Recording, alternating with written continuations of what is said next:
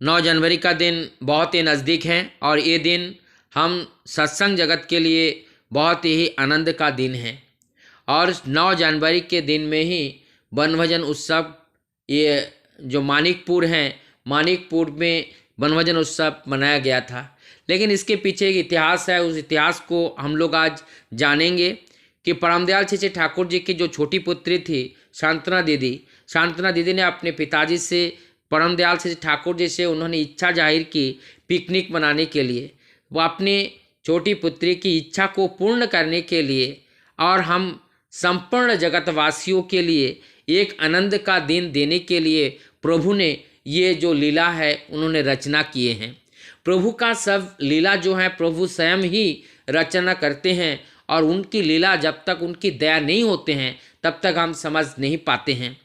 तो इस रूप में इसका इतिहास एक बार जानते हैं। मानिकपुर का जो इतिहास है, परमदयाल चेचे ठाकुर जब से ये देवघर में आए और देवघर में आने के बाद ठाकुर जी का जो ज्येष्ठ आत्माज हैं परम पूज्यपाद श्री श्री बरदा ठाकुर जी और माँ को लेकर के, बड़ी माँ को लेकर के लगभग जो है ये मानिकपुर पहाड़ी एरिया में यहाँ आकर के वहाँ प्राकृतिक दृश्य का आनंद लेते थे।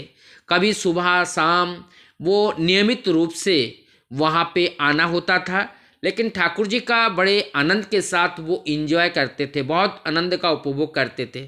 ठाकुर जी वहाँ आते थे, उस पहाड़ी एरिया में ऊंचे टेले में जाकर के बैठते थे और पास में बड़ी माँ भी वहाँ पे बैठती थी और वहाँ से वो ट्रेन लाइन पास से गुजरती हैं। उस ट्रेन लाइन के और जब ट्रेन जाती थी ठाकुर जी उस ट्रेन को बहुत आनंद से देखते थे।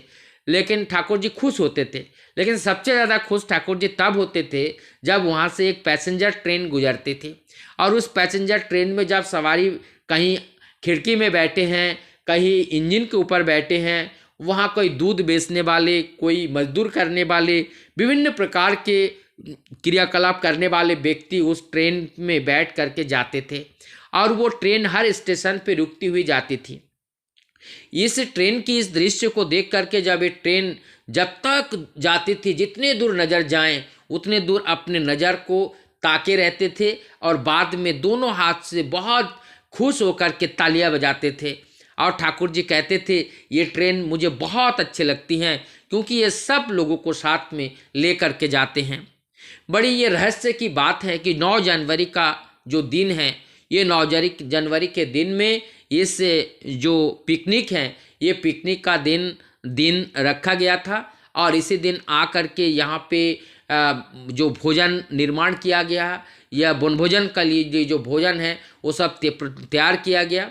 उसके बाद ठाकुर जी के निर्देश से सभी भक्तजनों को वो प्रसाद वितरण किया गया। लेकिन परमदयाल ने उस दिन भोजन वहाँ पे ग्रहण नहीं किया।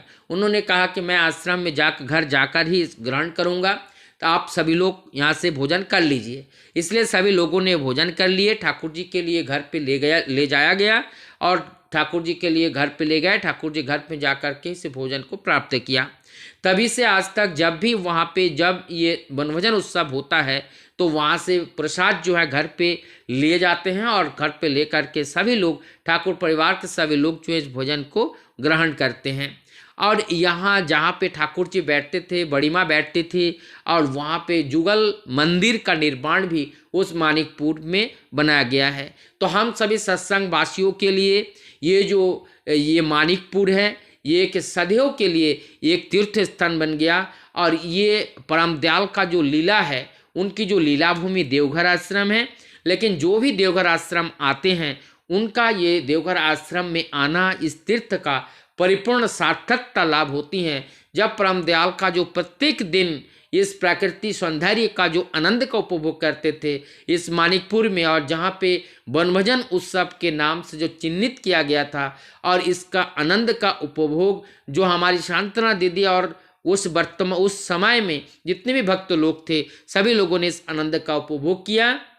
लेकिन परमदयाल ने हम सब लोगों के लिए उस आनंद को करने के लिए एवं इस आनंददायक कृत कार्यों को अपने याद रखने के लिए वनभोजन उत्सव के लिए हर वर्ष 9 जनवरी को हमारी ये मानिकपुर में मनाया जाता है। साथ ही साथ संपूर्ण विश्व में जहाँ पर भी परम दयाल श्री ठाकुर के अनुयायी हैं, सभी लोग इस वनभोजन उत्सव को हर्षोल्लास के साथ मनाते हैं और एक दूसरे के साथ आनंद करके इस प्रसाद को ग्रहण करते हैं। तो ये दिन हम लोगों के लिए बहुत बड़ा पावन दिन है। आइए हम सभी लोग इस दिन को बहुत सुंदर हर्षोल्लास के साथ मनाएं।